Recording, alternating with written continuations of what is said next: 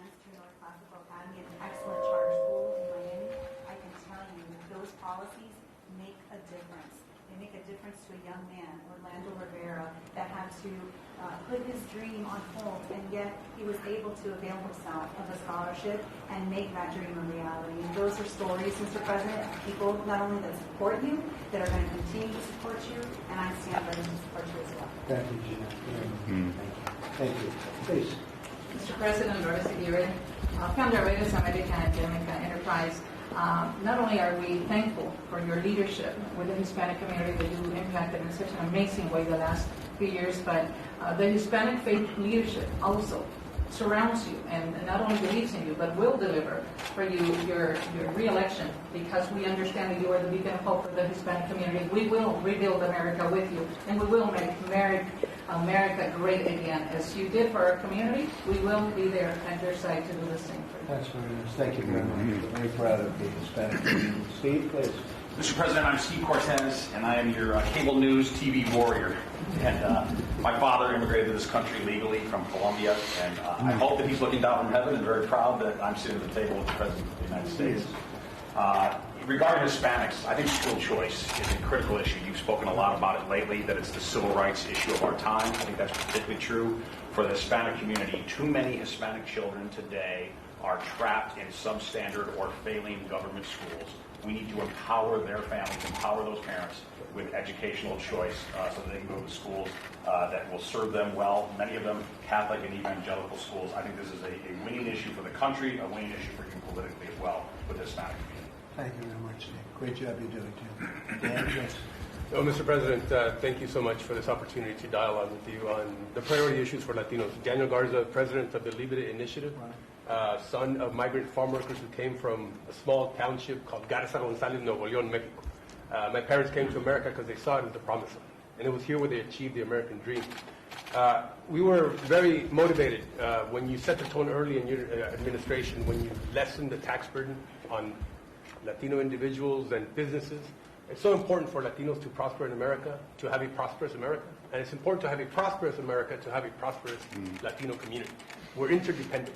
And we want to see a continued activity of deregulation that we've seen, especially in the area of healthcare through telemedicine, where a doctor doesn't have to be in the same room with the patient.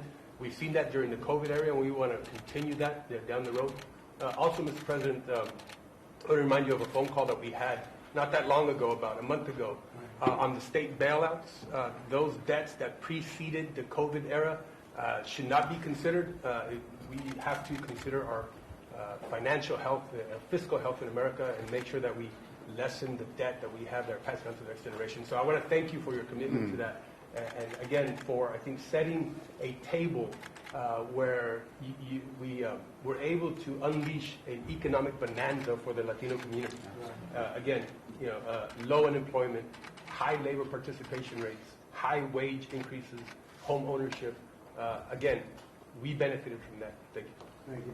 We're setting records on jobs. You see that for the Hispanic community, 2.1 million people back to work already. That's right. So we're very proud of that. Thank you very much, Dan. John, please. Thank you, Mr. President, for allowing us to be here today. What an honor to be here, not only as an American, but a Hispanic American. I could trace my family roots to this country decades before the Pilgrims landed on Plymouth Rock. Yeah. And yet, hardworking Americans growing up in poverty, youngest of 8 kids, no dad. It was through those conservative American ideals, those that you are fighting for every single day. I was raised by this great woman who had the responsibility of raising 8 kids by herself. Correct. No running water. But through hard work, staying in school, getting a good education, and taking advantage of the American dream, I'm here sitting across the table from the President of the United States. What an honor. That's the American dream. Thank you, sir. I want to say, coming from New Mexico, now the 3rd largest energy producing state in the country, some of the most richest producing oil fields in the world, rival, some say maybe more than Saudi Arabia. It is because of your policies, sir, that have unleashed American energy that makes this country now energy independence. And in New Mexico, that translates into jobs. And the majority of those jobs, Mr. President, are Hispanic workers. They may not have a college education or a degree, but you know what? They're working in the oil field making $100,000 a year for their families. They're able to buy homes, send their kids to school, buy a truck. That's the American dream. And so I want to let you know, for the great state of New Mexico, the people, the Hispanics, the largest percentage of Hispanics of any state in the nation, we want to say thank you. And we hope that you continue with your second administration, sir, so that you continue to bring the American dream to all Americans, especially Hispanics. That's great, John. And you know, the wall is going up, and it's a big factor in New Mexico. We're giving you tremendous safety, security, like never before.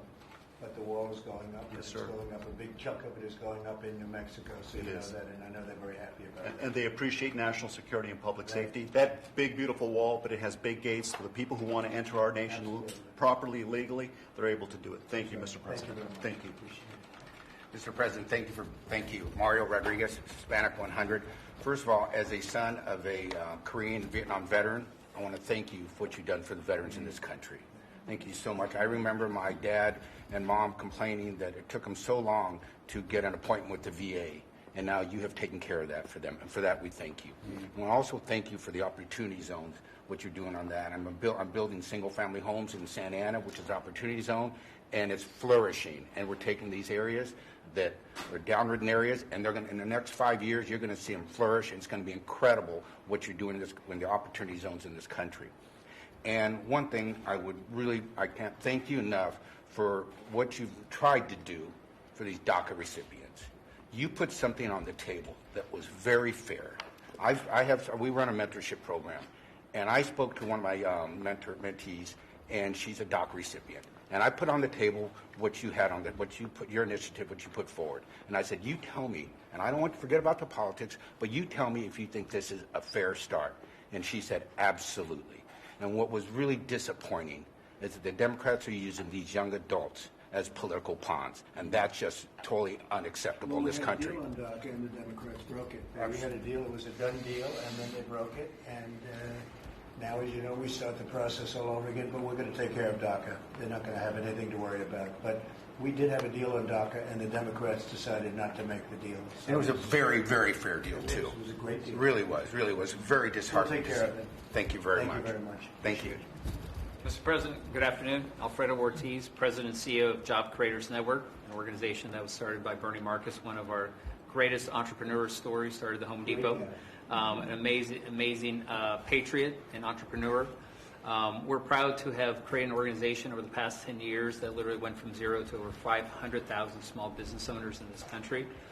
As you correctly identified, pretty much from the first day of your presidency, small business is not only the backbone of our country, but the backbone of our communities. Just before COVID, they were really experiencing some of the best growth they had ever seen. Hispanics, in particular, were seeing some of the best growth they had also seen from a small business perspective. In general, with the highest, some of the highest home ownership on record, as you know, lowest unemployment in history. It really had been an amazing run. I know we had this little blip in COVID, but as you just correctly identified, over 2 million jobs in the last 2 months were created that were actually Hispanic. And so we're very excited. I'm very excited to be here also from a personal perspective. I am the son of, I am a proud American of Mexican descent. I'm the son of two immigrants. My dad was a tailor. My mom was a housekeeper. So to go from literally picking trash and cleaning toilets to sitting here having this conversation with you, only in this country could this happen. So I'm proud to be here. Well, we had a great gentleman here yesterday, you know that, right? The President of Mexico. And we had a tremendous dialogue going. We're working very well with Mexico, as you know. Yes. A lot of people didn't think that was going to happen, and it happened beyond anybody's expectations. So it was really good. It's a great day. Brooke, would you like to say something? Well, thank you. It just strikes me, Steve talked about school choice, Daniel talked about deregulation, John talked about the energy independence, Mario talked about opportunity zones. You just finished talking about jobs. This is what you're fighting for. This is your vision. And to have seen it executed and implemented and the results over the last 3.5 years is really remarkable. So thank you all for being here and for being such warriors for the cause of liberty. Thank you for your leadership. Thank you very much. Hello, Mr. President. My name is Eduardo Verasteri. I am an actor and a filmmaker. I am from Mexico, but I work in both Mexico and United States. So I produce films, and our mission is to make films that hopefully not only will entertain, but hopefully will make a difference in people's lives, because we know how media influence how people think. Thank you for your leadership in defending the unborn. as you know, Mexicans, the majority of Mexicans support the right to life. And thank you for defending life in America and in Latin America. Without a doubt, you are the best, the greatest pro-life president in the history of the United States. Thank you for that. Thank you for your leadership in the USMCA. I'm from Mexico, so I was very proud to what happened last night, and I'm very. It's a win-win for Mexico and the United States. But I'm convinced that very soon, Mexico will be the #1 partner trading of the United States. God bless you, and let's make Mexico, America, and Mexico great together. That's happening. God bless you. Thank you. Great job. Thank you. Thank you, Mr. President. Mr. President, what can I tell you? I'm so blessed to be here in the most prosperous country in the world, the greatest country in the world, and we're so blessed to have you as our leader as we continue to build this country and continue to make it the most prosperous nation in the world. I'm Bobby Nanway, third generation. I'm CEO and president of Goya Foods, Inc., a multi-billion-dollar company with facilities all over the United States, Caribbean, and Spain. We have about 4,500 employees. We call La Gran Familia Goya, the great Goya family. And these people, we haven't been back to work because we never stopped. We never stopped working.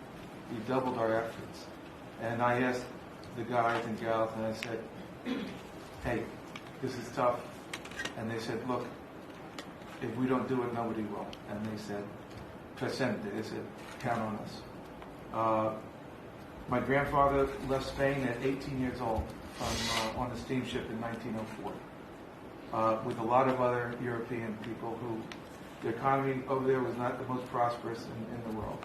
So they came he came to the United States through Puerto Rico.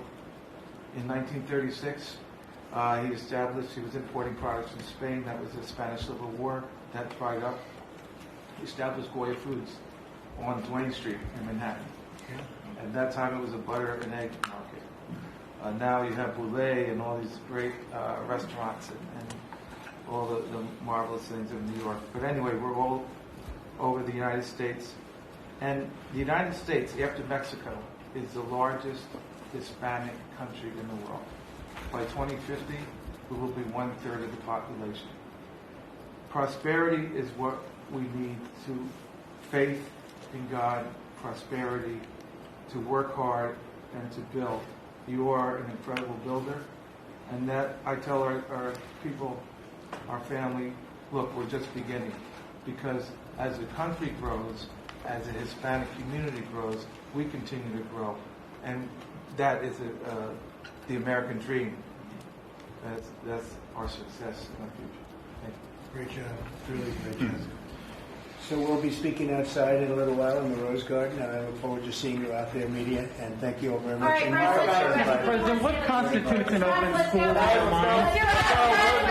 Reaction to the Supreme Court?